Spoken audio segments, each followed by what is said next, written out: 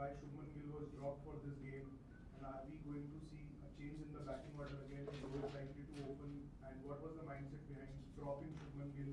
And the kind of conversation, because you generally speak to these younger guys a lot. So what kind of conversation you had? How difficult was it to explain this decision to him and the whole episode? Well, I think a lot of the decisions when they're made and the process of it being made,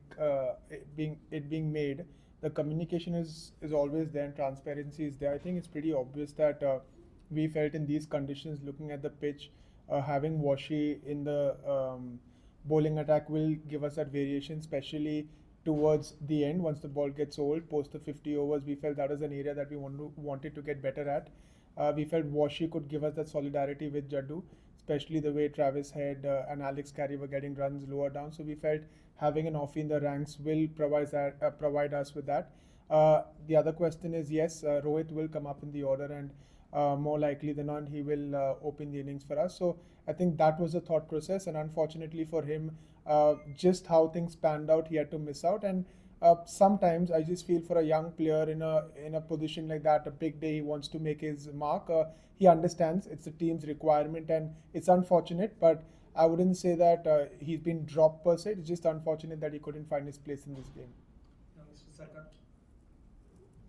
Abhishek, my question is like, would you say it was the slight bust up between Kohli and Konstas?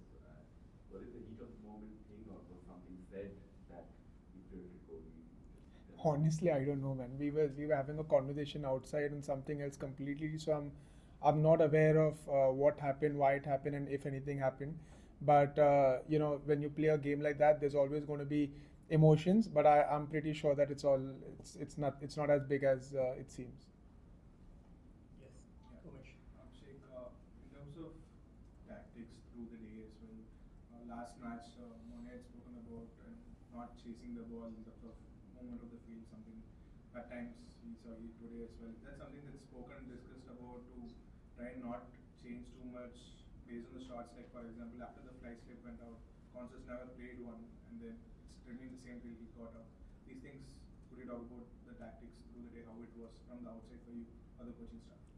You want me to go through the complete No, day? just your thoughts on it, how, in terms of the bowling tactics today. I mean, we try to keep it very simple.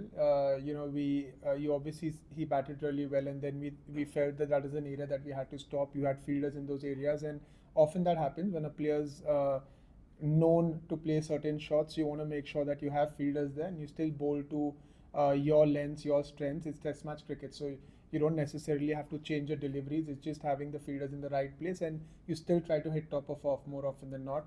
And that was pretty much the plan through and through. Washi coming in and Jaddu, using them as well was part of the plan, and giving us, a breather, the fast bowlers as well. So I think it worked out pretty well at the end. Sorry, Abhishek, I know you touched on the Kohli incident, right? There are reports out of pre-class now. Your rate is accepted at 20%. Is that your understanding? That's correct? I'm not aware. I'm not sure yet, but once I get to know, I'll let you know. I'm not aware now. Yeah. Just wondering how you thought your bowlers stuck at it, particularly, sorry, not just to Constas, but particularly to the rest of their top order. You mentioned overs 50 onwards Yeah. focus, but how did you feel your bowlers bowled to the top order? Well, I think a lot of credit to the way Sam played. I felt the intent that he showed in the first few overs sort of put us on the back foot, but I felt it took a lot of character for our bowlers to stick in there. It wasn't the easiest conditions to bowl. We felt the conditions are good to bat on, and at times like that, sometimes it's important to stick to your guns, stick to the plans.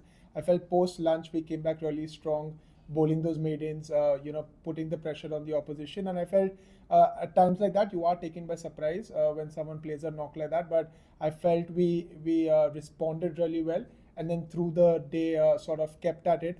And towards the end, you reap the rewards of everything that you did through the day. So I felt overall, you look at that day, you'll be we were happy with where we ended. Take two more questions in English and then two Hindi. Abhishek, in terms of selection, is there a focus on batting depth for India? And if so, is that affecting India's bowling depth? Because it kind of seems like there's an over reliance in Jasprit Bumrah, and that might sort of.